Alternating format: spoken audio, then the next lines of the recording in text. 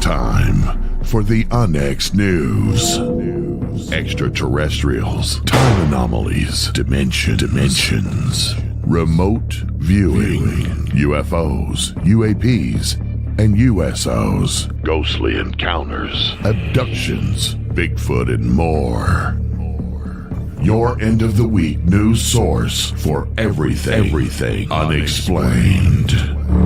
Here is your host for the Onyx News Podcast, Margie Kay.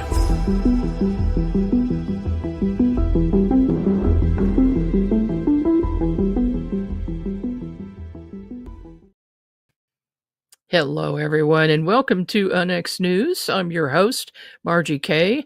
And oh my goodness, we have got an almost full moon tonight, so that is going to be a very appropriate for our guest this evening. We have got an excellent show for you. You can tell by the name of the show that it's going to be very interesting. So join us if you're listening. Join us over on YouTube, and you can make comments and join us in the chat there if you would like to. Do want to mention a couple of items. One of the most recent books that Onyx Media published is Incident in Varhina.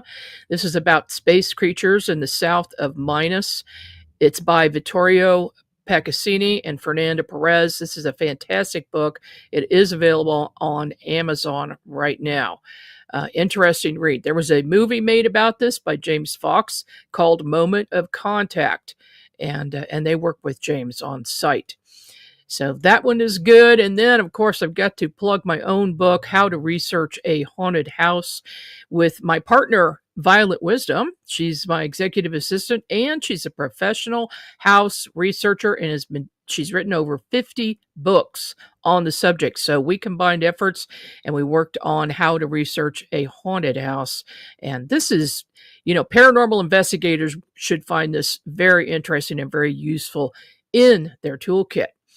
Now, for my guest this evening, I know you're all waiting for this because, oh boy, here we go. Paul Dale Roberts has an associate degree in criminology.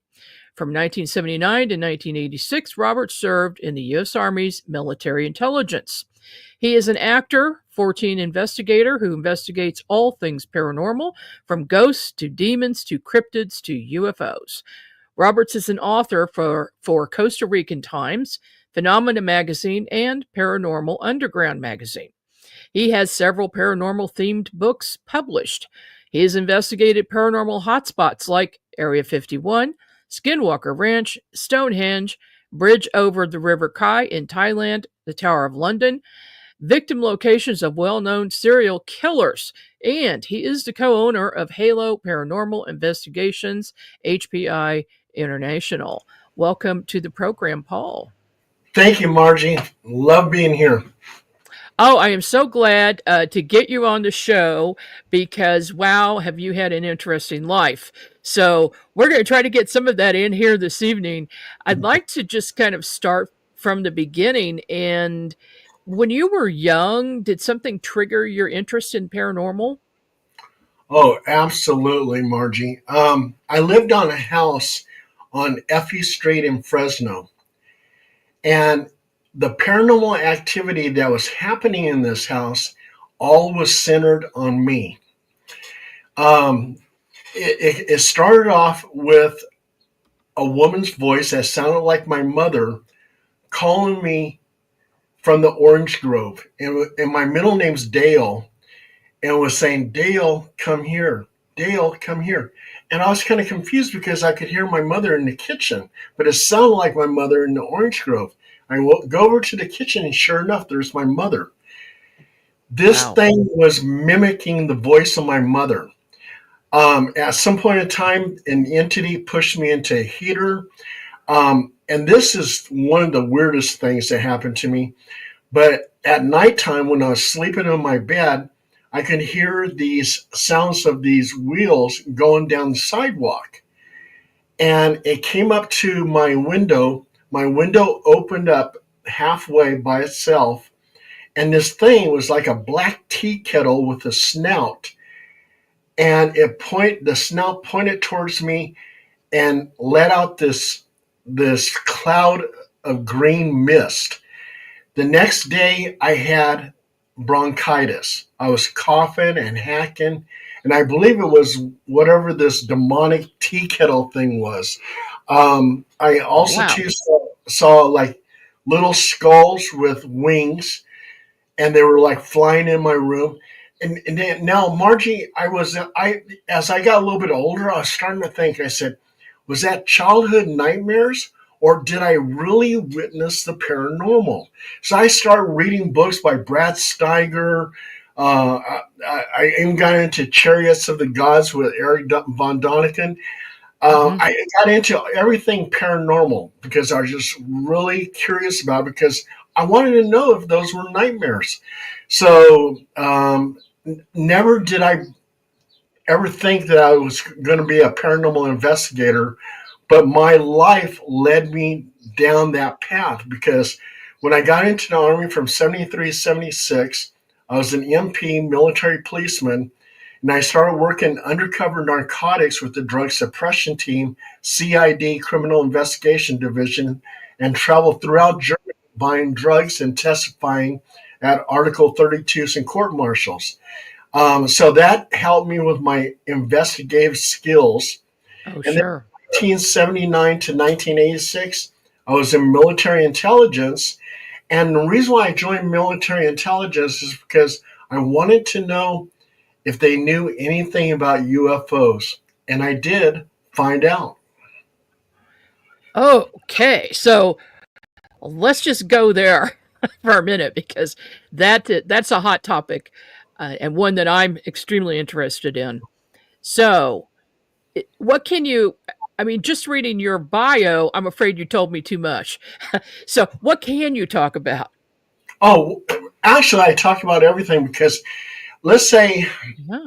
whatever I'm disclosing to the public, and I have through my articles, um, they haven't came to arrest me, because if they did, it would show that I was telling the truth. There was something there.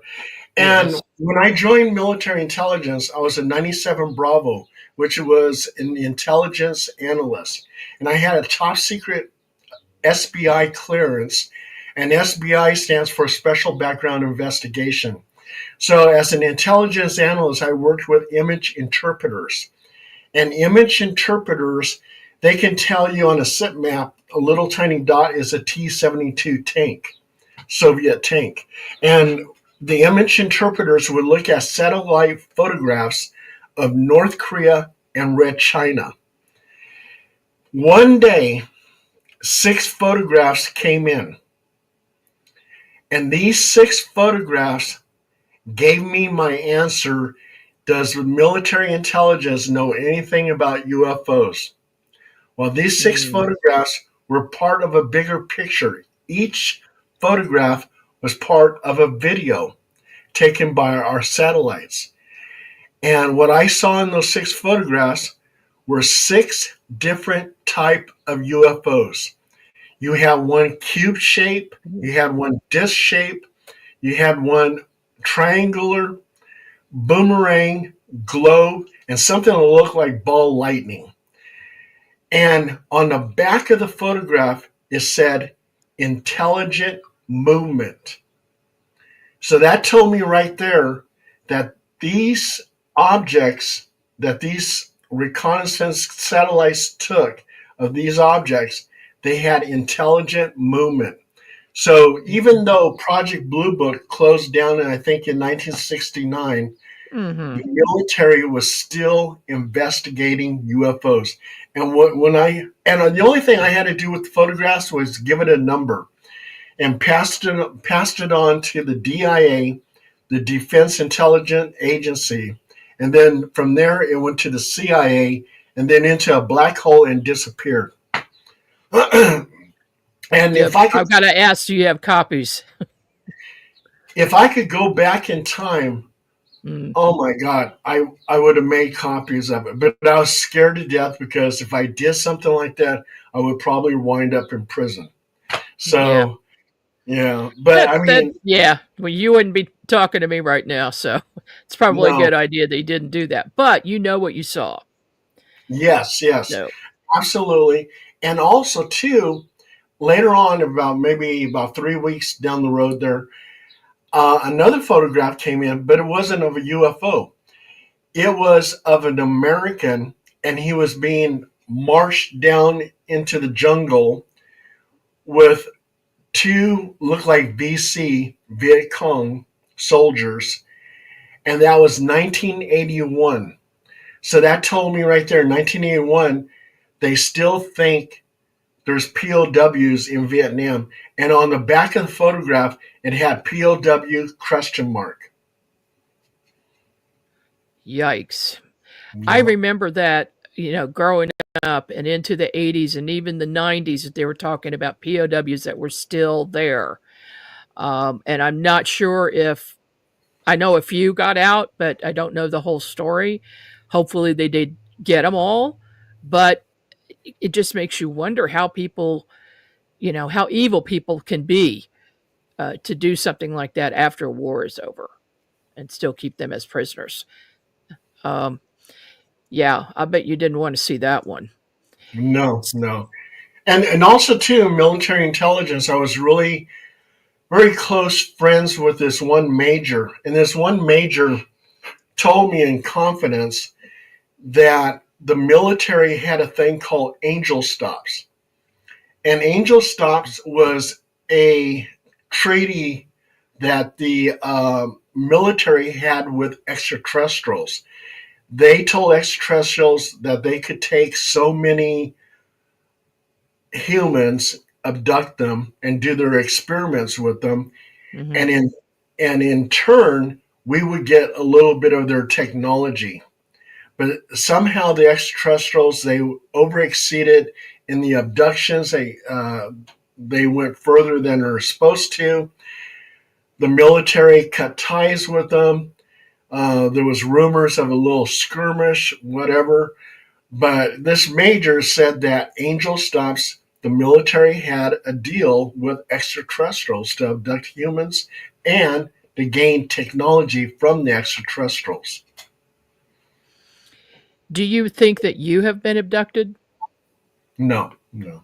I have witnessed UFOs in Fort Jackson, South Carolina in 1976. Well, no, I'm sorry. I'll take that back. 1974. And we saw, during that time, UFOs were seen a lot on the East Coast at military bases. In Hmm. 1974, I was in Fort Jackson, South Carolina. I was out in the town of Columbia with two other GIs, soldiers. And we looked up in the sky and we saw in V formation these glowing blue discs flying along the sky. And one of the soldiers says, "Geese?" I go, "Geese? What are you talking about? That's not geese. They're glowing blue." And we were watching these UFOs. Then all of a sudden, they just took off erratically in different areas of the night Mm. sky. And I said, maybe we should make a report of this. And the other two soldiers said, no, they'll think we're crazy. But that happened in 1974. And then in 1976, when I got out the first time from the military, I was living with a woman named Helen Lang. And Helen, um, on one particular night, she comes running into the apartment. She's hysterically scared about something. And I said, "What's going on?" And she goes, "There was a UFO. It was 200 feet above my head." And I was Mm. thinking, she making this up? But then she's crying and she's in hysterics. I said, "Okay, if you're Right. telling the truth, I'll take you to the Sacramento Sheriff's Office." So I drove her to the Sacramento Sheriff's Office. We get there, and they said, "Okay, if you're going to do a UFO report, here's an 800 number you can call right there." It happened to be J. Allen Hynek, who had the Oh, Center of UFO Studies. So, uh-huh. so she did this brief report, and then about 2 weeks later, J. Allen Hynek calls me and says, "Let me talk to Helen." And I said, I broke up with Helen. I don't know where she's at anymore. And he goes, oh, well, he goes, do you know what the UFO, did you see the UFO? I go, no. He goes, do you know what the UFO looked like? I said, yeah, she drew me a picture. So I sent him the picture and everything. And he says, what were you doing at the time when she saw the UFO? I said, I was watching TV. I can even tell you, I was watching the comic with Dick Van Dyke. And he says, did anything happen? I go, yeah, the TV went into static mode. And he goes, well, that's usually what happens when UFOs are close by. They'll stall an engine out from a car, radio, TV go into static. And that's things I didn't know at that time. And it was like, wow, okay, so she must have really saw. Oh, and then also, too, the Sacramento Bee wrote up her story and said that Helen Lang and two other people in two different locations in Sacramento saw the same UFO. So her story was validated. I mean, there's other witnesses and everything else, so yeah. Did she have missing time by any chance? No. But, well, yeah, it looked like it was trying to abduct her. If it was only 200 feet up above her head, that's pretty close. Yeah. That's suspicious. Yeah. Of course, they can't take you for however long they want and then bring you back at the exact same time, and you just turn around and think nothing's happened. Yeah. Yeah. Interesting. Okay, so now let's get over into the ghostly side. You have a case you're working on right now, and I know you've done a lot of cases, but you're working on one now that sounds particularly interesting. I was wondering if you could just kind of give us an overview of this case. Margie, that case came last night. I have what is called the paranormal hotline. So I heard my phone ringing, and I said, okay, probably, one of those scam artists, whatever. And then it rang again. I bet you anything that was a paranormal call. I checked my phone, and sure enough, it's a paranormal phone call.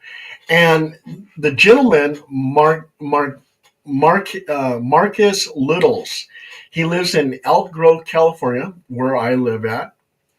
And he says that an entity actually went through his wall, and it had red eyes, and it was all dark, and it was looking at him. And the entity didn't do anything. It just went back into the wall and disappeared. On another night, he was really tired from work. He goes to bed, and he's sleeping on top of the covers, and he's wearing all his clothes. He's just tired and exhausted, and says, okay, I'm going to take a little power nap here and get up. Well, when he woke up, it was late in the morning, and he was completely nude. He had no clothes on, and he was in a fetal position. And he didn't know how his clothes came off. So that was very confusing for him. His wife was pregnant. The doctor says she's pregnant. When she went back again, she wasn't pregnant anymore. It was a false pregnancy. Yeah. And they had no idea how that happened, huh? Yeah, they don't. And then she thinks she has like a little implant in her torso. It moves around on her body. They see this entity that has red eyes. They hear a disembodied voice of a man screaming. They see like an animal, looks like a cat, and then it morphs into something that looks human. So they believe that's a shapeshifter. And I think with all these things that are happening, they have some security footage, and I believe that you saw that, Margie, but it looks like what is called a rod. A rod is like a biological entity. It has no wings, but yet it's able to zip around and fly around. Um, Researchers and experts in the field believe that rods are bugs. And also, too, some of the video footage I'm looking at, and I said, that's definitely bugs. But sometimes what happens is things are, the paranormal is so traumatic for a person that Mm-hmm. the real stuff of the paranormal that happened to them is now confused with ordinary stuff, which all of a sudden now becomes paranormal. So the bugs they capture on their security cameras to them are fairies or elementals. And Mm-hmm. when people are not that don't have a traumatic experience with the paranormal, when they look at it and they go, no, that's bugs, So, but anyway, I'm going to Right. go down there Sunday, check it out. Where And is this? in Elk Grove, California. Okay. Okay. So you can get on site. And what type of equipment are you going to use? Um, uh, well, basically, the two things that I really love out of all the equipment that I have, I mean, I have the Connect and stuff like that, EMF and all that other stuff, but I don't really consider that as evidence. I'll get a paranormal investigator and they'll go, oh, my EMF is going off. Okay, well, it could be wires in the wall and stuff like that. That just doesn't do it for me. What does do it for me is an EVP, Mm-hmm. electronic voice phenomenon. I mean, Mm-hmm. Margie, there was a situation where I was at this cemetery. It was very haunted. And I was in my car. I rolled up the windows, no sound. And I have my recorder in my hand. I go, is there anybody here with me? I pause, give it time to talk, and I play it back. And I call this a quick and dirty EVP. And it says, I'm right here. I know, yeah, I Yeah. know for a fact that is evidence, even though I can't really prove it because, here I am in this car with the windows up. I have no witnesses, but I know in my mind for a fact that was real. Mm-hmm. And that's what I call true evidence. Now, with photographs, if I get a full body apparition or something like that, cool. But I'll tell you a case that I had in Del Paso Heights. And I was taking some pictures of their backyard because they said the ghostly activity happens in the backyard. Mm. And I get these two pictures of these orbs, and I call them designer orbs because they had those intricate type designs inside of them. And Cool. I enhanced the photographs, made them larger. And when I'm looking at these two designer orbs, I go, boy, that looks like dog faces. And so I call one of my investigators over and I say, hey, take a look at this. I said, what do you see in those orbs? They go, I see dogs. I said, so do I. I said, let me go to the occupant. So I went to the occupant and I said, what is it you got in your backyard? And she goes, oh, I got orange trees and stuff. And I said, yeah, besides that, what else do you have back there? And she goes, well, my two dogs are buried back there. I go, really? Hmm. Mm. I said, take a look at these pictures. And then all of a sudden she starts crying. I go, why are you crying? She goes, those are my two dogs. And something like that, Margie, I can deem as paranormal because she's telling me those are her dogs. I'm looking at it. It looks like dogs. My investigator looks at it and says, yeah, those are dogs. Absolutely. That's amazing. And it's so fascinating to me when that happens. I've seen and I've captured a lot of orbs. In fact, I caught one, a couple. with ETs in them and looking like they're sitting at a console, like they're driving this little teeny tiny UFO that's surrounded by light. It's just fascinating. All right, we are up on a break, and when we come back after these 3 minutes, we're going to be talking more with Paul Dale Roberts and showing some photographs. So don't go away. We'll be right back. The Onyx Network presents a health and wellness spiritually based brand of hemp-derived CBD products made by Hopewell Farm in Harrogate, Tennessee. We apply our Cathara energy work with all of our plants and products. Our products made in small batches with only 2 ingredients of pure hemp, full-spectrum crude oil, and coconut-derived MCT oil. Third-party lab tested for potency and legal THC levels with 6 strengths of 1 ounce oil to choose from. Know what you're buying and get what you pay for from Hopewell Farm. Applied directly to a specific area, Hopewell Farm topical salve in 1 ounce and ½ ounce sizes made with pure hemp crude oil, comfrey extract, and all natural ingredients. Find the Hopewell Farm link and coupon code on the Onyx Network website at onyxnetwork.com. That's onyxnetwork.com. Tickets are now on sale for Rebels of Disclosure 2025, May 12th through the 15th in Grafton, Illinois at the beautiful Pierre Marquette Lodge and Conference Center. This will be a 4-day event with 12 speakers covering topics such as ET contact, experiencer testimonies, lost history, secret space programs, time travel, Illuminati, parallel realities, and so much more. Visit journeytotruth.online for more details.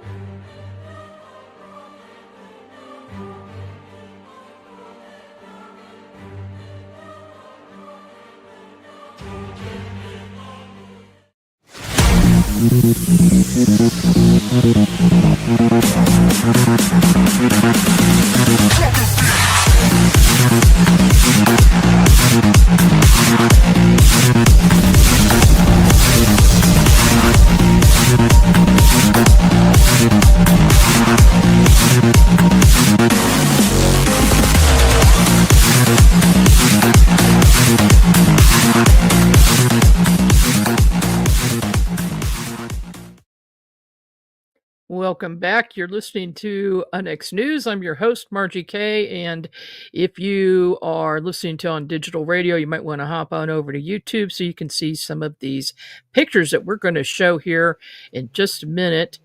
Paul, you sent me quite a few photos here. I'm going to just pop these up, and if you would give an explanation for them. Got some cool stuff here. Okay, what have we got here? That one is at a government office. They allowed us to go ahead and investigate in their office and keep it confidential. But they believed there was a ghost in their office.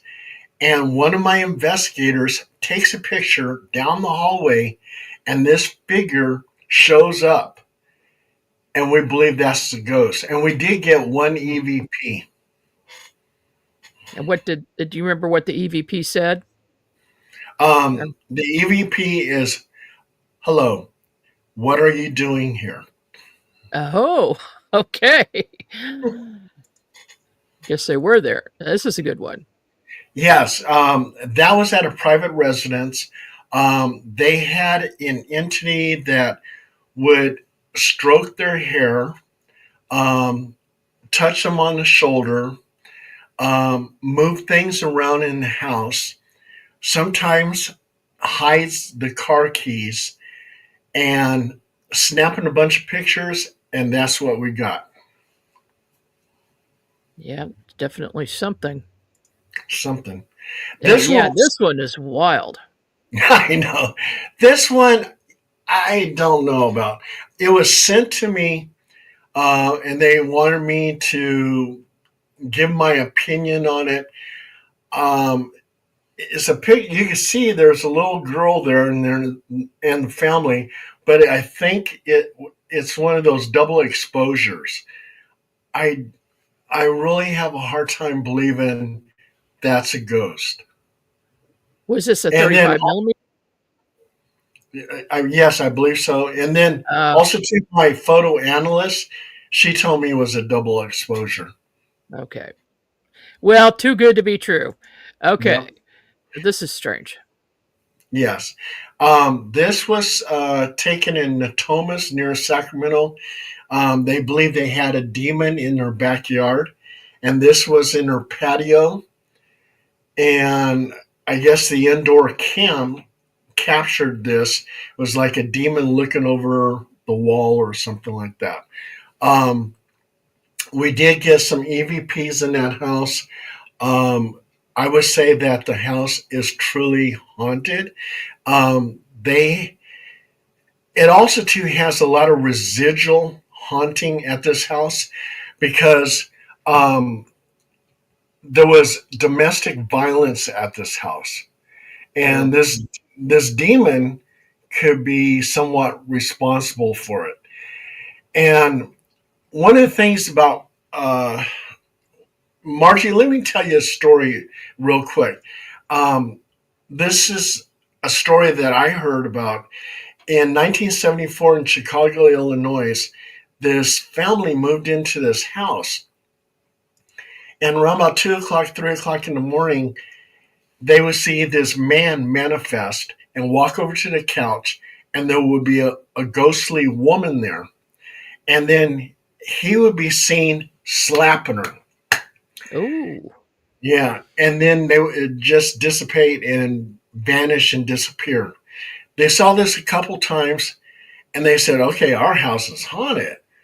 Well, anyway, they went to a block party and the host was telling me, he goes, yeah, we do this every year. We have a lot of fun. We've taken a lot of pictures. Here's some photo albums of our past events. So the lady's looking through the photos and she comes to this one photo and she goes, oh my God, those are the ghosts in my house. And the host looks at it and he goes, ghosts? They did live in your house. The police were there all the time. They had domestic disputes. They got a divorce. He's now living 5 blocks down the road, and she is living out of state, but they're both alive. So how can Uh, they be ghosts? And I call um, this living ghosts. So okay. yeah, so in that situation, I believe that they had a lot of living ghosts in their house.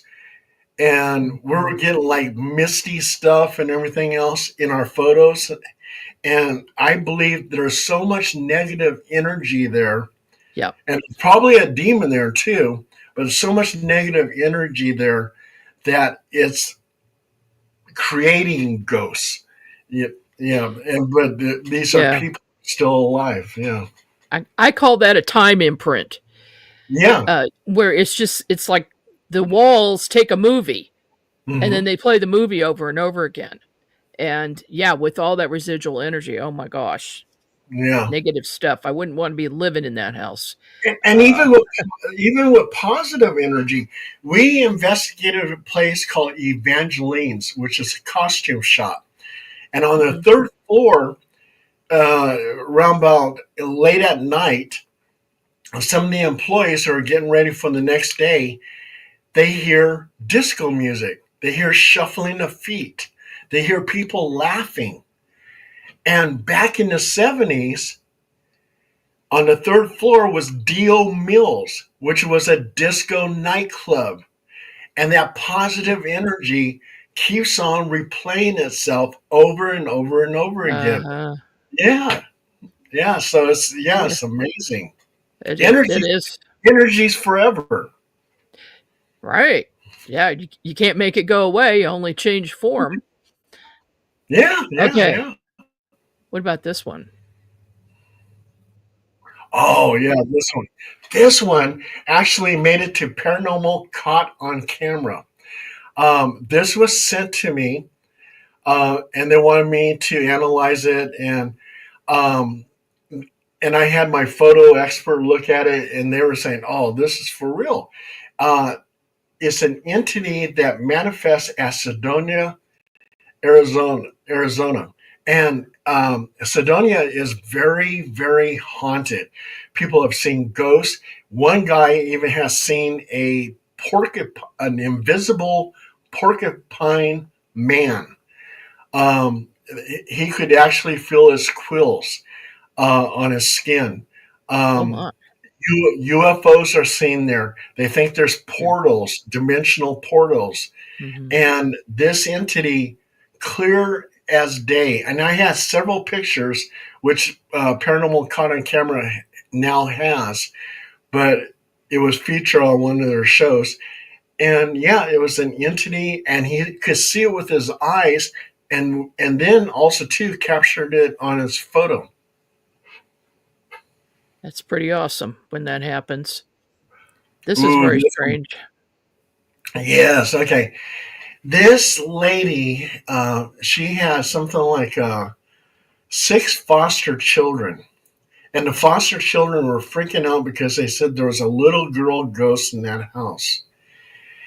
And if you look on the stairwell, right there, you see a little girl. And that was captured on their recorder, their security camera. Mm-hmm. And then they got 2 other pictures of the same little girl, and she's always hanging out by the stairwell. And all the foster children that she deals with, they've all seen the ghost. Yeah, you can see it looks like a little girl in an outfit here, like an angel outfit, sitting on the chair and looking in that direction. And then in the background you see this spirit. It's very clear, but you can tell that it's not And a human, not a living. Margie, we even got an EVP of a little girl saying, "Play with me." Ah, wow. Hmm. All right, Oh, that moving one. on. Yeah, that one. That was in Marysville. And it was some type of demonic entity. And this is what she captured. She took a photo. Oh, well, no, the security camera caught the photo of this thing. It looks like it's wearing a hoodie and everything else. And she was being, this entity was actually doing things to her that was inappropriate. I'll just Oh leave it. dear. I'll Yeah. leave it at that. And I gave her a full submersion baptism. And she had like a little hot tub, and it gave her a full submersion baptism. And the haunting went away. And a full submersion baptism is a basic form of exorcism. And when I first started it, I didn't know if it was going to work or not. But then I had people calling me and they said, "Paul, my demonic attachment, it's gone. Your baptism worked." I go, "What?" And so then I just started doing it. And I do Roman Catholic house blessings. And people ask me, and they go, "Well, are you ordained?" No, not at all. But I was born and raised a Catholic. I used to hang out with these 2 priests. They were quite the character. They would smoke their cigarettes and tell me all kinds of stories. And one day I saw a book and I said, "Blessing a Home." I said, "Can I read that book?" They go, "What are you going to do with it, Paul?" I said, "I don't know. I just like to read it." And like I said, I didn't know I was going to become a paranormal investigator. So I started Uh-huh. reading it and everything else. So I started doing Roman Catholic house blessings. And come to find out, I would say I'm about 85% successful. And the other ones where I'm not successful is because they're going back playing with the Ouija board or whatever, and the demon Oh, they doesn't go. keep Yeah, opening that portal. yeah. Yeah. Wow. Um, yeah, I've found that too in doing some investigations where there's some negative energies, entities, and I find that the people themselves keep making this happen. They stay in a bad mood. They fight each other. So there's this energy that keeps going. They keep talking about the entity and everything that's happening in their house. And I always advise them, don't talk about it when you're in the house. You don't want to give it any more energy. Um, yeah, it's quite something to deal with. Now, this photo, I saved this one for last because, well, it's not totally last, but it's one that looks amazing. It looks like a fairy. Yeah, and that's what they were saying. They were saying we're being haunted by fairies, and this is their security camera captured that, and then they had two other pictures that look like fairies. So we actually did a case um, at this one restaurant down in Monterey, and we were walking along towards the beach, and they captured on camera these little red fairies. They look like fairies, and people Hmm. say that there was fairies in that area. So yeah, Oh, I yeah. kind of believe them. Yeah. I'm going to have to talk to you some more about this because I'm writing a book about fairies. I'm Oh, fascinated by them. And oh, okay. ever since I was a little kid, I saw some when I was a little kid, and then again when I was a little bit older. So, yeah, this is totally fascinating. But it's interesting. Now, is this the current case you're working on? No, no, It's a no. different one. Okay. Different It's one. interesting that they use the term being haunted by fairies. I've never heard somebody say that before.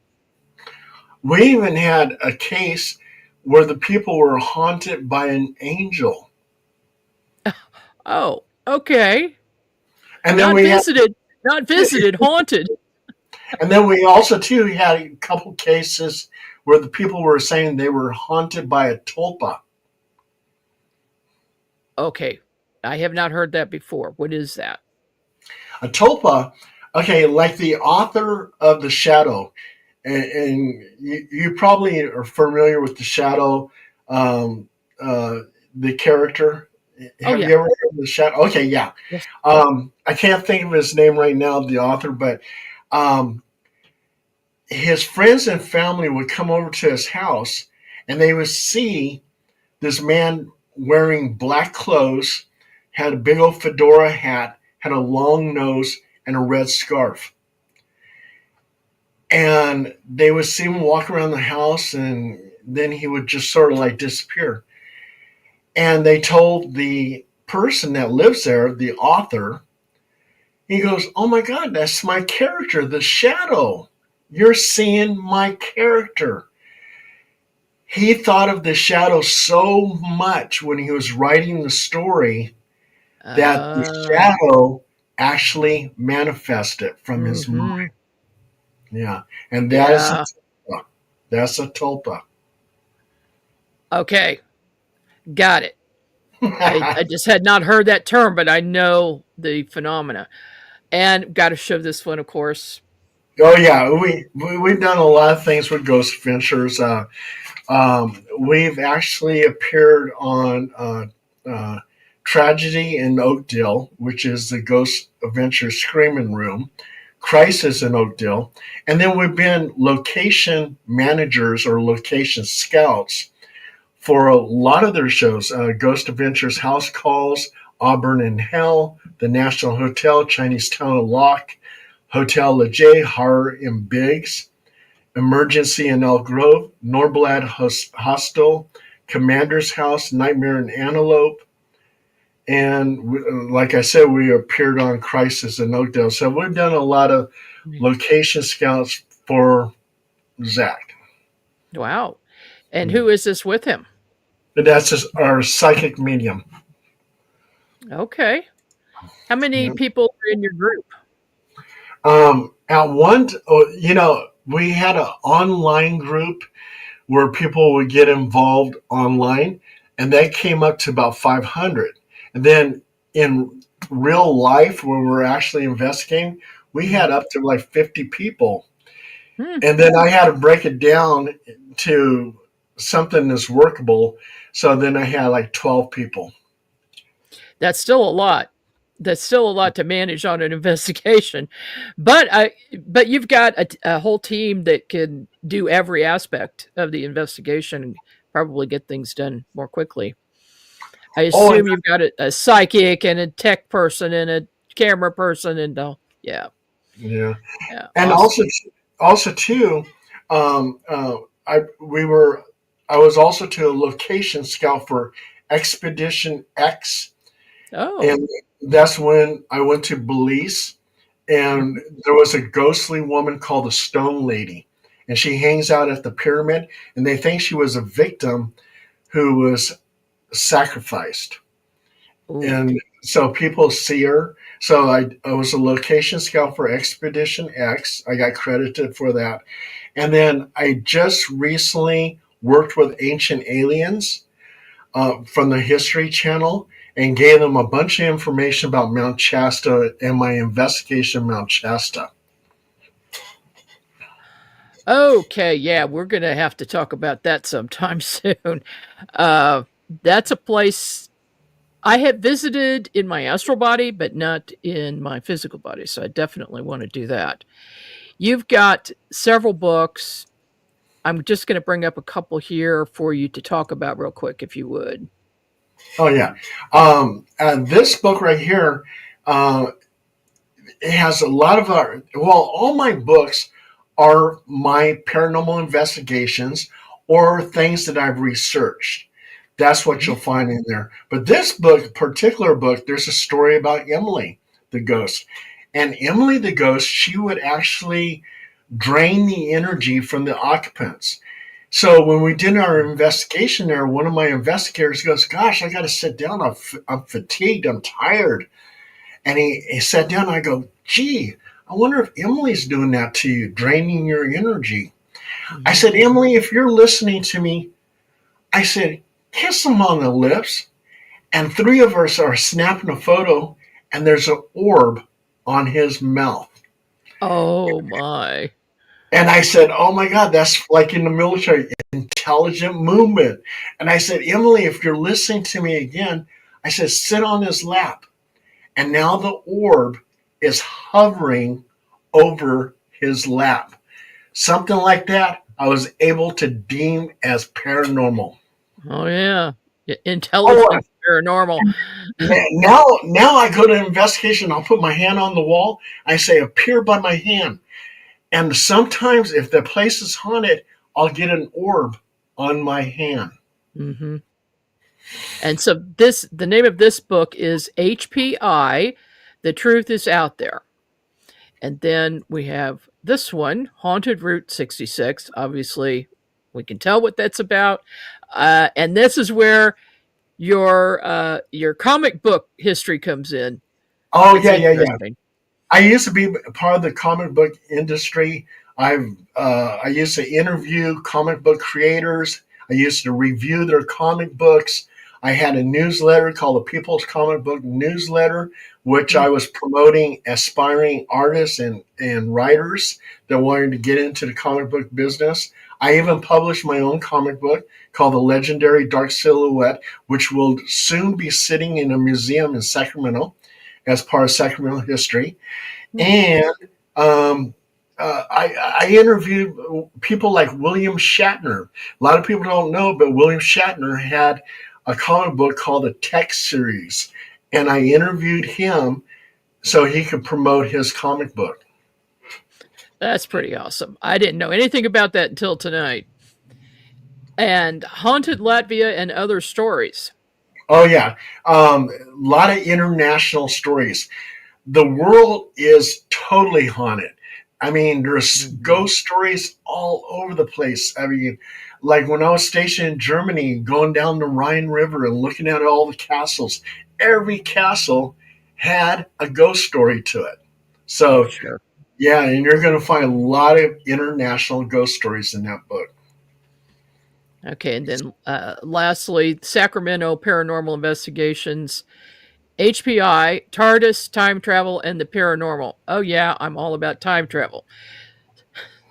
A lot of time travel stories in there, and I love time travel too. Yeah. Yeah, we could do a whole show on time travel. Oh, absolutely.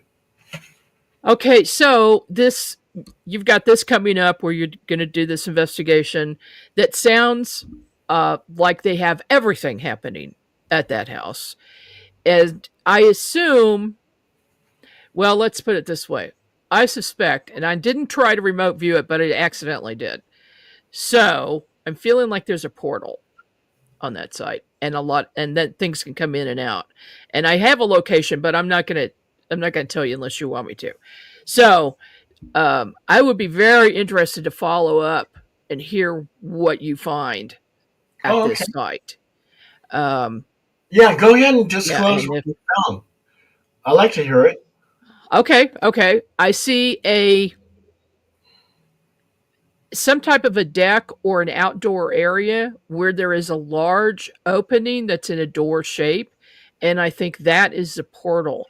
And if you look at it with soft eyes, and probably around dusk, I see a blue shimmer. Hmm. So Interesting. maybe Okay. let's see what happens. Yeah, It's going let's to see be what happens. interesting. Yeah. Let's see what Yeah. happens. So besides that, I know you've had a very, very busy life, but what's next for you? Right now, what really keeps me busy is because I work for 3 paranormal magazines: Phenomena Magazine, Paranormal Underground Magazine, and Outer Limits Magazine. Plus, I Wow. work for Costa Rica Times. So I'm busy writing articles all the time, doing some researching. I got that one investigation. I used to do a lot of events where a lot of people could be involved, but I'm kind of just taking a break from it. So with my Mhm. writing and everything else and the little local investigations here and there, I said that keeps me busy enough for right now. Well, that's totally understandable. And it seems like on every investigation, there's something different, that something makes you want to go down a new rabbit hole. Is that the case with you? Oh, absolutely. I mean, even like the call last night from Marcus Littles. I mean, he's got me hooked because I want to know about the false pregnancy and everything else.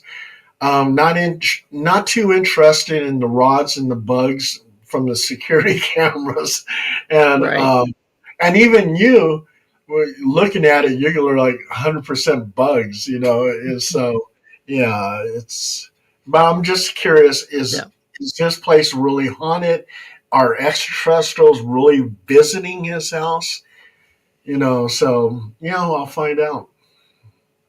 Well, that will be very interesting to find out. And good luck with all your ventures that you've got going on.